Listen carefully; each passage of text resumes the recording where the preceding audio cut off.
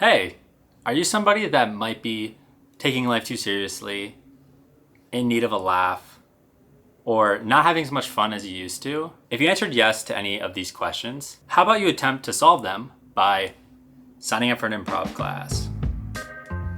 Okay, so back in March of this year, I was reading an article, it was an opinion piece that said everybody in their 20s should do therapy and should take an improv class. And that's all that convinced me to find the first improv class I could and go ahead and sign up. So I signed up for a 101 improv class that was 8 weeks long. We met on Mondays between 7 o'clock to 10 o'clock p.m. and the class concluded with a live show in front of an audience. So what can you expect from an improv class? First, you can expect to meet some new people from the city that you're in. So my class had about 16 people. We took it in Soho, New York. You can expect to do some silly icebreakers and silly scenes while you're going through the class. Games that help you get out of your shell and feel comfortable in the improv space.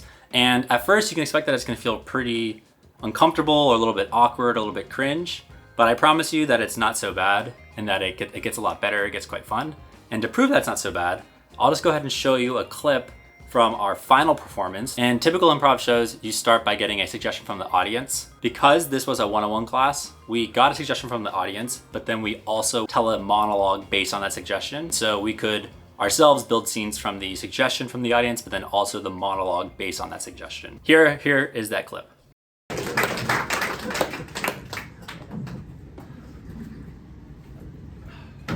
I love working at this company. We get the best perks. Free Monster in the office. I'm so locked in right now. Red Bull Celsius, I'm crazy right now. Dude, did you see that study that like you can't actually have too much caffeine? Like you can have like, there was somebody that had like 10 Monsters one day and they're totally fine. Actually, they got promoted. Yeah, I heard that. It's like the due limit's like maybe 20,000 milligrams or something. Yeah, it's like pretty low. Yeah, they said you get jittery after about 10,000, but I'm feeling fine right now. I'm getting jittery at 20K. Hey, you know? Jerry. Do you have the report? Yeah. The report's coming up. I just need one more Monster. Can you get one for me? What? This company's the best. Oh, my heart's starting to beat really fast, but I think that just means I'm about to finish this assignment. Oh, yeah. You're gonna ecstasy when you're like, oh, I'm about to fucking finish this shit. Oh, we got another Monster. Here you go, bro. Oh, one more. All employees report to the team meeting in 5 minutes. 5 minutes now. Go. Woo! Team meeting. Team meeting. What's going on, boss?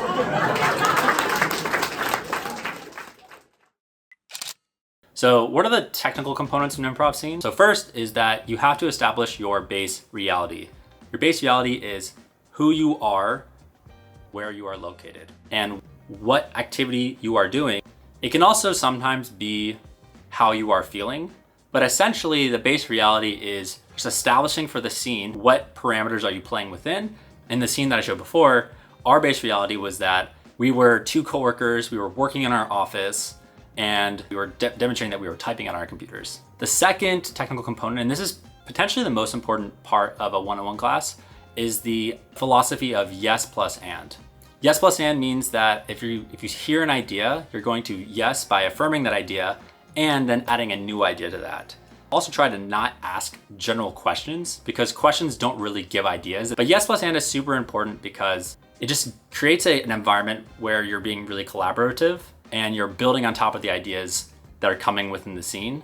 There will be some cases where the actors are disagreeing or having an argument, but the improvisers are doing a yes plus and they're agreeing upon that idea behind the scenes. And the third part of an improv scene is what we call playing the game. You are finding the unusual or the funny part of the scene, and you are playing the game of asking yourselves, if this unusual thing is true, then what else could be true about that scene? So in the example that I showed before, the funny or unusual part of the scene was that in this office, everybody's drinking a ton of Monster energy drinks. What does that look like if everybody in the office is just like super caffeinated, super jacked up on energy drinks? And the game of improv is one in which You are generating laughs and generating funny moments based on the familiarity of finding that game and kind of replaying that game over and over. Ultimately, what makes improv super fun is that there's two things that you're doing. The first is that you're playing the game on stage. So you're sort of like trying to solve this puzzle where you're trying to listen and absorb information, trying to add ideas that make sense based on the information stated. You're trying to find the game, you're trying to play the game. And the other fun part of improv is that you're performing. So while you're performing, you're thinking about how you can express your emotions, thinking about the object work. So that could be things like you're holding a cup of water and you're drinking it. It could be things like you're typing on a computer, or you're like playing ping pong, anything like that. So it's a combination of playing the game and then also performing in front of an audience. Something that I found especially fulfilling about an improv scene is the idea of joining a scene from the back line. And this is called backline support. And so typically the scene would start with two characters creating the ideas. It can be more than two, but typically it starts with at least two characters that are building a scene. And what's great about walking on from the side is that you don't always have to join every scene. And so you can be selective about how you join the scene and when you join the scene. And we were taught to do something called fairy godmother a scene, where you are paying attention to the scene and you're trying to add information or add ideas that are gonna help the existing improvisers find the game and play the game. So I'm now gonna show you another clip from our show that attempts to demonstrate what that backline support looks like. Pay attention to if you can catch the other technical components of an improv scene, such as base reality, yes-anding, all of that. Oh, 7th grade. What a drag. I'm at this school dance and I have two girls to choose from. I don't know which one to pick. I mean, Sandra messages me on IM every night and she's so funny. But Becky is such a good dancer. Oh, hey there, Claude. Hey, Becky. Why are you going left? You could go real left. Well, I do like going left. And then maybe to the right, Right. to the right, to the right. Oh, sorry to jump in on this. Hi, Claude. Left. Hey, Sandra. To the left, to the left, to the left, to the left. You're turning left. And you're going right. Oh.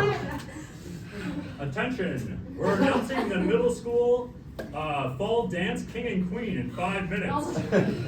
Oh, geez. Everybody lock in their votes.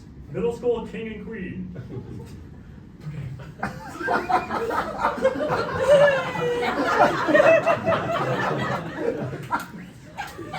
Hey, you in the middle, you're the king, pick your queen.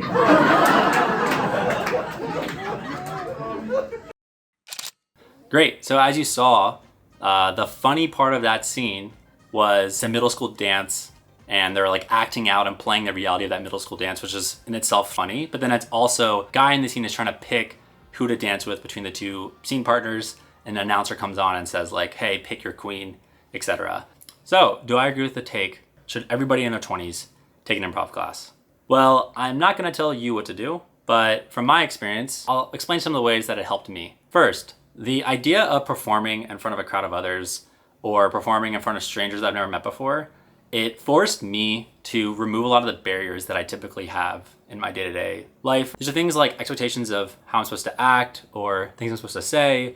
It's also things like ideas that I never actually get out into the world of. And so improv kind of just forces you to move beyond those barriers and just like have fun. Second, if you're following the yes and approach, it really prevents you from being a perfectionist or overly critiquing an idea before you've actually like created that idea. You're not focused on editing or critiquing or like being too perfect. You're sort of just like coming into the table with like random ideas and seeing what those turn into. And oftentimes it turns into something like better than you wouldn't be able to do completely alone or what you wouldn't be able to imagine. Ultimately, I'm super thankful for improv because it forced me to feel a little bit more okay with uncomfortable situations. Prior to starting the class and even prior to starting a scene, I often had like worries or fears or just like thoughts of like, what should I make this scene be? And what I found is like, once I was actually playing the game, all of those thoughts, fears, etc. just completely vanish. Every improv scene is a little bit unpredictable. It's fleeting. It's one of a kind. There's no editing it. And when you're done with that scene, it's over. Since taking the class, I've been experimenting with what does my daily life look like if it's a little bit more like an improv scene, where I just try my best in the scene. I don't critique it. I just go forward with whatever idea I already have, and I just see what it turns into, and I try to have a laugh along the way. And in that way, I think it's quite special. Thank you for listening, and I'll see you in the next one.